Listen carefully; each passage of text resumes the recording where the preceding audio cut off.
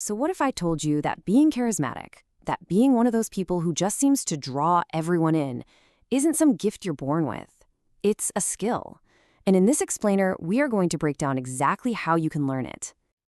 You know that feeling, right? You walk into a party, a networking event, whatever, and it's like you're wearing an invisibility cloak. Everyone else is laughing and connecting, and you're just there, stuck. But what if that feeling, that invisible wall, isn't really there? What if you're the one putting it up without even realizing it? And this right here is the most important thing to get. It's not that there's something wrong with you. You're not boring, you're not uninteresting. It all comes down to a set of specific actions and, more importantly, a mindset that anyone can learn and change, starting, well, right now. Okay, before we get into any practical tips or tricks, we have to talk about the foundation. This is the one core psychological shift that makes everything else fall into place. It's something called the validation paradox. Isn't that wild? It's completely counterintuitive. Most of us who feel invisible walk into a room thinking, I hope they like me, I hope someone talks to me. But that very need for approval, that wanting to be noticed, it actually pushes people away. The truly magnetic people, they flip the script. They don't walk in needing anything from anyone. And ironically, that self-sufficiency is what makes everyone want to be around them. So, this is your new internal monologue. This is what you tell yourself. Before you walk into that next social event, just repeat this in your head. The moment you stop chasing approval, you stop performing, and that's when people start paying attention. It's a total game changer. All right, so you've got the line set down. Now let's get tactical. Let's talk about the first 3 seconds, because that's literally all you get. When you walk into a room, people make an instant call, a snap judgment. You have this tiny, tiny window to send the right signal. Look at the difference here. On the left, we have the classic invisible signals. Head down, eyes glued to the phone. You might think you're just trying not to bother anyone, but what you're actually broadcasting is a giant leave me alone sign. Now look to the right. This is the magnetic approach. Head is level, you're calmly scanning the room like you own the place. Maybe a slight smile. You're not being arrogant, you're just sending a simple, open, friendly vibe that says, hey, I'm here and open to connecting. Okay, so you nailed the entrance, fantastic, but your body keeps talking long after those first 3 seconds are over. Your posture, how you stand, it's either an invitation for others to come in or a big brick wall. Just think about it for a second.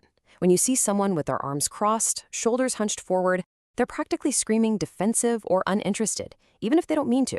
But when you stand with your arms open at your sides, shoulders relaxed, chest open, you're sending a signal of safety and warmth. People feel like they can approach you, and so they do. Now we're going to move from the nonverbal to the verbal. How do you actually start a conversation that doesn't immediately crash and burn? Well, the secret isn't about being a great talker, it's about being a great noticer. Oh man, we are all guilty of this. So what do? How's it going?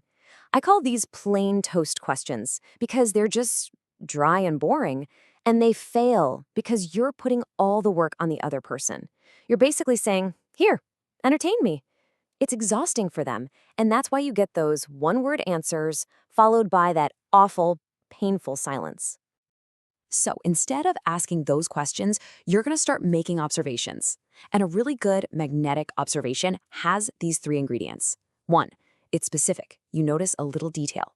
2, you add a slight playful exaggeration to give it some energy. And 3, you hint at a bigger story, which makes them curious. Let me show you what I mean.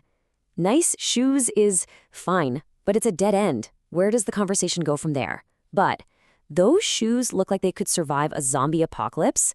Now that's a conversation starter. It's specific, it's funny, and it makes them want to tell you the story behind the shoes. See the difference? Okay, so how do you get your brain to start thinking like this automatically? Well, there's a simple 3-word phrase that kind of acts like a key. It unlocks this whole way of observing and connecting. That's it. That's the whole phrase. I bet that. It's so simple, but it's incredibly powerful. It's the bridge from just seeing something about a person to actually starting a real conversation. Here's why this little phrase is pure magic.